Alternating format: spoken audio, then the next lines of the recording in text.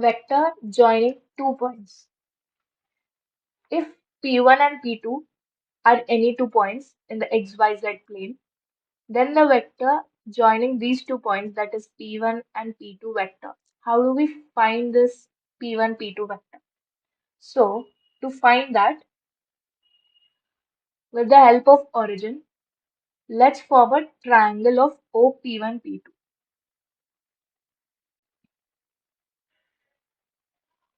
Now, this is a triangle of OP1, P2. Now, using the triangle law of addition, so in triangle OP1, P2, using triangle law of addition, we can write it as OP1 plus P1, P2 is nothing but OP2.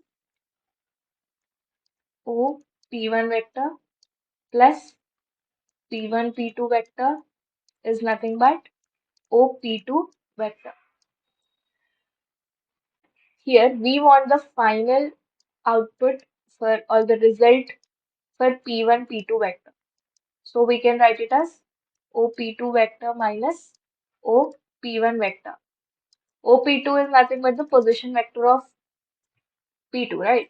So we will write it as x2 I cap plus y2 j cap plus z2 k cap minus position vector of P1, that is x1 I cap plus y1 j cap plus z1 k cap.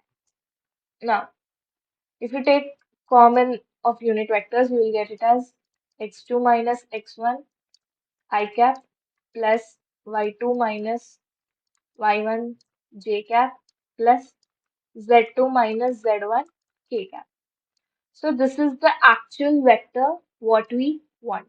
So if we join any 2 points in the XYZ plane, then we can write like this.